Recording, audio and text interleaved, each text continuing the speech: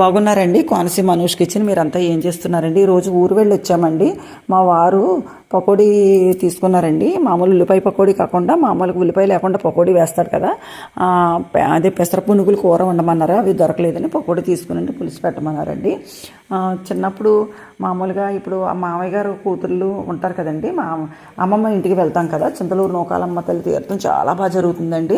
అక్కడ కాలువ స్నానాలు చేయటం, సరదాగా ఇంచక్క అన్ని రకాల తోటల్లోనూ మామిడికాయలు జామకాయలు తింటూ ఇంకా అన్ని రకాలుగా ఆడుకుంటూ మామయ్య కూతుర్లు అందరం కలిసి, ఆడపిల్లలైన మగపిల్లలైన ఒక్కొక్కరికి అప్పుడు నలుగురు సంతానం ఉండేవారు కదా, అలాగ ఒక 15 మంది 20 మంది బ్యాచ్ ఉండేవాళ్ళమండి.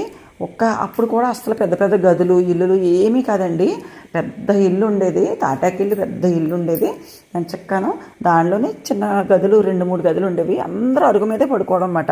అందరూ ఒకే చోట పడుకోవడం, ఎంచక్క చాలా సంతోషంగా అందరూ ఒకే చోట భోజనం చేయడం. టేబుల్స్ కానీ ఏమీ లేవండి, అన్ని కింద కూర్చుని భోజనాలు చేయడం. అంత సంతోషంగా ఉండేవాళ్ళం. అంటే ఆడపిల్లలు పెళ్ళి అయిపోయిందండి, అంతే ఎవరి అత్తవారు వాళ్ళకి, మగవాళ్ళందరూ ఎవరింట్లో వాళ్ళే ఉన్నారు. ఆడపిల్లలు మాత్రం 20 సంవత్సరాల వరకు మేము కలుసుకోలేదండి. మా మామయ్య కూతుర్లు మేము అందరం కలిసి 20 సంవత్సరాల తర్వాత ఒక ఫంక్షన్కి పెళ్ళికి వెళ్తే అప్పుడు అందరూ కలుసుకున్నామండి. చాలా సంతోషంగా అనిపించింది. కనీసం మాట్లాడుకోవడానికి అప్పుడు ఫోన్లు కూడా లేవు మాకు. ఒకవేళ ఫోన్లు ఉన్నా కానీ టచ్లో లేము మేము ఎవ్వరం కూడాను.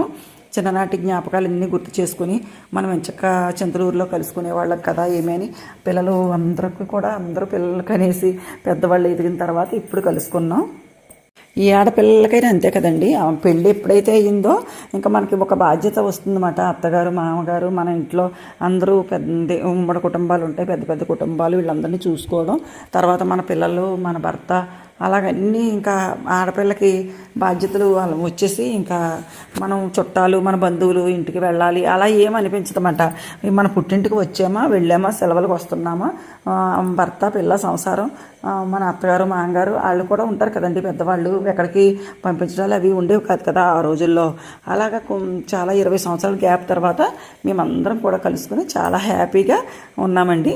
మీరందరూ కూడా చిన్ననాటి స్నేహితుల్ని కలుసుకునేటప్పుడు మీకు అందరికీ కూడా అలా హ్యాపీగా ఉందా, సంతోషంగా ఎంతమంది మీరు కూడా ఇలాగ ఉన్నారు నాకు కూడా చెప్పండి.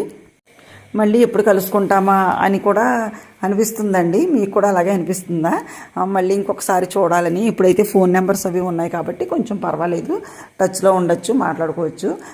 నిజంగా చెప్తున్నానండి, ఫ్రెండ్స్ అంటే అలా ఉంటుందన్నమాట. చిన్నప్పటికీ పెద్దవాళ్ళు అయినప్పటికీ ఆడపిల్లలైనా మగపిల్లలైనా సరే, ఆడపిల్లలకి మరీ అత్తవారిళ్ళకి వెళ్తాం కదా, ఇంకా అసలు ఎవరితో మాట్లాడడానికి ఫ్రెండ్స్కి టచ్లో ఏది ఉండరండి. ఇంకా మామయ్య కూతుర్లైనా పిన్ని కూతుర్లైనా పెద్దమ్మ కూతుర్లైనా అంతేనండి.